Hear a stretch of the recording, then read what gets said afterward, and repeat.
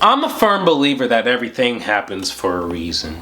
Now, if you're watching this video, this is one of the most difficult things I've ever had to do in my life. Part of me in this process of content creating, I didn't really want people to get to know me or the real me. And in return, I started to learn I didn't want people to get to know me or know the real me because I didn't truly love or accept who I was. I hit rock bottom mentally this year. Now I'm at the point where I could say I'm the happiest I've been in my life since before my dad died. And my dad died over 14 years ago. So that's a long time. It's a long process. I'm not saying I was necessarily always down for those 14 years, but my life was a roller coaster of emotions, just to be honest with you. For the first time in my life, I'm actually feeling like me again. I don't feel like a shell of my former self. I don't feel angry or bitter. I wake up and I enjoy the day. I want to win the day. I laugh. I interact with my friends more. I have finally gotten out of this rut. I feel compelled to tell about my journey from hitting rock bottom to being in the happiest place in my life. And this occurred over a span of 90+ days. Throughout this video, I'm going to quickly share the 3 tragedies that kind of helped shape my adulthood. Then I want to talk about hitting rock bottom. And then I want to talk about the stages of grief and what I did to get out of this. Now, if this is your first time watching me, I mainly do music or pop culture content, but I am trying to be more personable in my videos going forward, and I feel like this video is going to be the start of that. And after watching this video, if you do want to subscribe to me, I wish you the best, and if not, I wish you the best in your future endeavors and hope this video helps you. The main thing for me is if I help one person with their mental health or do better, then I did right with this video. All it takes is one. So unfortunately, to get to where I need to be, I need to talk about the past. So 3 things that really kind of shaped some of my tragedy or some of the reasons why I had to go to therapy and go through it. 1, my dad passed away when I was 17. 2, my brother was in a life-altering car accident when I was 16. And the last one, unfortunately, deals with the R word at a young age. That kind of affected relationships later in my life. Those were the 3 tragedies that occurred in my younger age that really affected my adult life. As I stated before, I'm not going to go deep into them. If you want to reach out to me personally, you know my socials or Instagrams or anything, and we can go into it from there. I just had to let you know what happened to understand where I went from someone that was a complete breath of fresh air, always laughing, enjoying life, to becoming someone that was more sad, grief, dealing with trauma. I just had a lot in my head, and I also wasn't sharing this with people. I wasn't telling people. I literally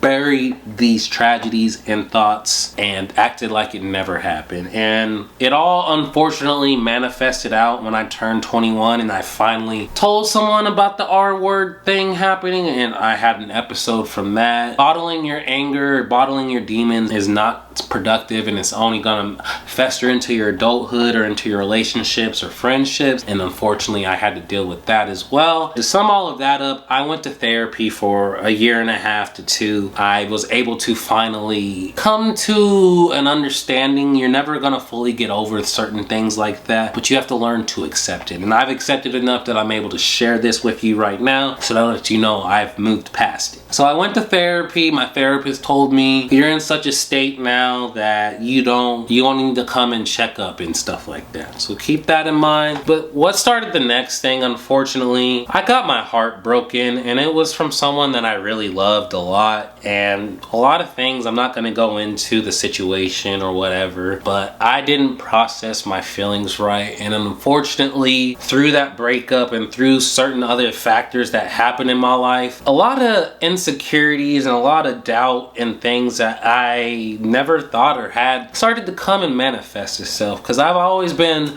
a firm believer in myself, trusting my intuition, trusting my gut, and trusting me. But after that, I no longer believed in my intuition. I was doubting myself. Everything felt like a chore in life. I didn't see the light at the end of the tunnel. There was just so much going on that I, in return, ended up becoming a very angry and a bitter person. And you know, like, when you could see yourself doing it, but you don't know how to stop it. That was literally me for like a whole year. And it was just so frustrating. Like, no matter what I tried to do to get out of it, nothing worked.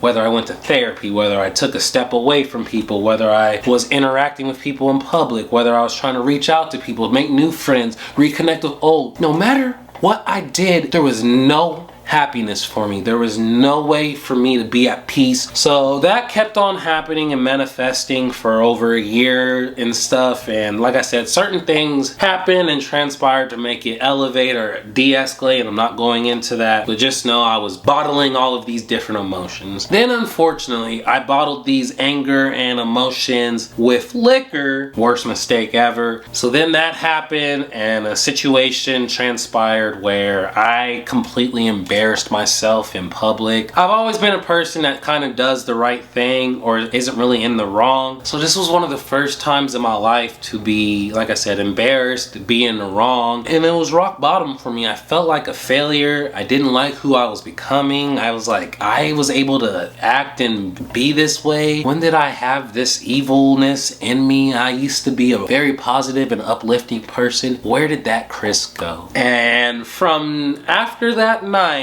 I started the stages of grief. I'm gonna go in through all these stages of grief, but the first one is shock and denial. This is a state of disbelief and numb feelings. Yeah, I would say for the first 2 to 3 weeks, I was in a state of disbelief. I was numb. I was going through the motions. I was trying to act like I still wasn't wrong and wasn't necessarily taking full responsibility for my actions. I still was being somewhat of a bitch. I wasn't manning up, you know, and it is what it is. But I went on vacation with my sister, and it was a life-changing vacation, and it reiterated how I felt. I want to be happy again. I want to be the Chris that I was growing up. I want to be me. So that happened at the end of July, and the rock bottom moment happened early July. So 2 or 3 weeks, man, I was, like I said, I was numb. I didn't really know how to process it, but going to Dallas, I got to the second stage of grief, which was the pain and guilt. That's when I really started just like, what happened to you, Chris? Where did you go?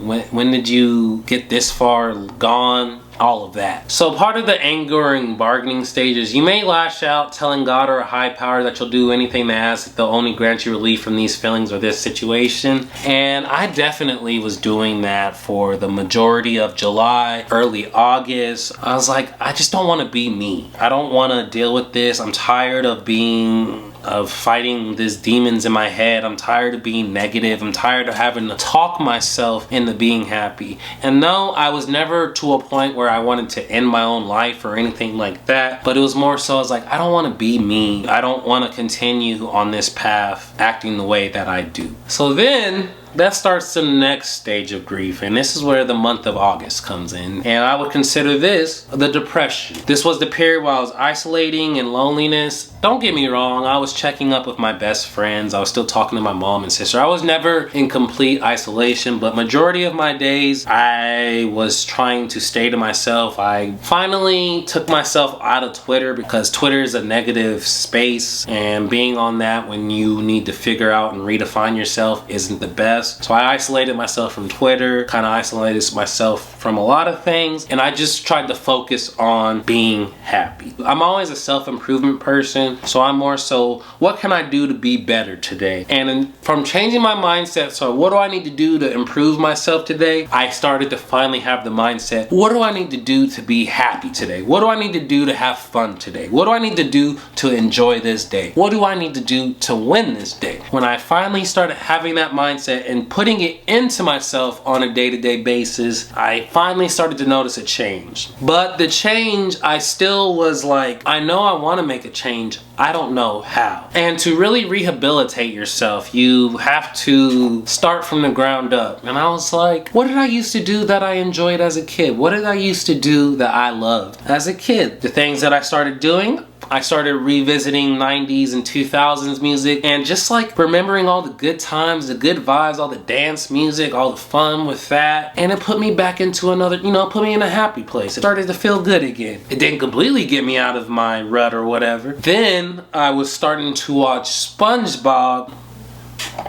That was kind of the defining moment. Laughter was my best medicine. I used to be so joking, so sarcastic, always cracking jokes, goofy, silly. And from watching SpongeBob, I was just like, when did I become Squidward? I used to be SpongeBob, you know? And really looking and analyzing that, I was like, yeah, I gotta get back on this path of being happy and enjoying myself. So I watched SpongeBob for 20 episodes, but I was like, you know, SpongeBob's episodic, and I wanted something that I wanted to see someone grow over the course of a story and just rewatch it. So I started rewatching Dragon Ball Z. I watched DBZ Kai because it's the consume version. Those childlike feels really came out again, and I felt like me. At this point, I would consider this the upward turn. And the stages, I still would show some stages of grief or anger or depression, but it was few far in between, and I was leaning more towards the happiness side, and I was really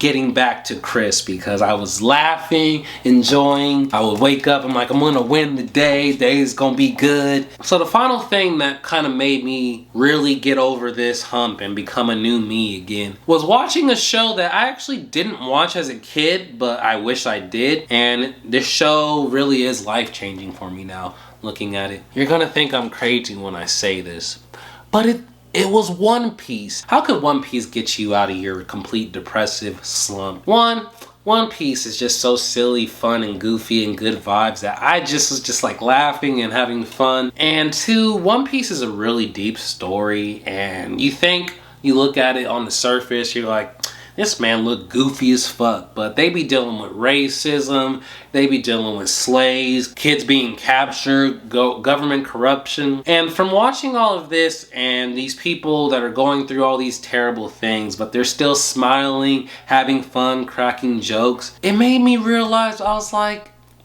that used to be me. I used to do that. My dad passed away, and you know, those few years, obviously you're sad, but I still for some time was laughing, and people didn't even know I was going through traumas because I was able to, unfortunately I was masking it, but I was still able to laugh and party and enjoy life.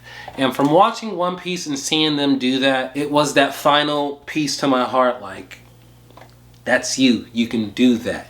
You can win the day. You can have fun. You can enjoy life again. You can laugh. So really what got me out of my depression was doing things that I loved as a kid, and I was listening to old music to get that feeling, watching SpongeBob to realize laughter is important, the DBZ for the nostalgia, and the One Piece was like a mix of the laughter and the nostalgia and enjoying life. So from watching all of that and just focusing on being happy and trying to win the day, I finally can have a bad day and it's not the end of the world. I finally can process things. I'm finally not being a bitch. I'm finally taking things and moving it with stride. Everything's not the end of the world. And to feel like this is the greatest gift that I've ever been given, because when you're in a dark place, you're hard to be around. People don't want to be around you. I didn't want to be around me. So that's why I wouldn't reach out to friends. I wouldn't reach out to family, because I wasn't someone that you should have been talking to or wanting to talk to, because I was bad energy. But over the course of hitting rock bottom, I was able to process it, go through the stages of grief, and realize that life's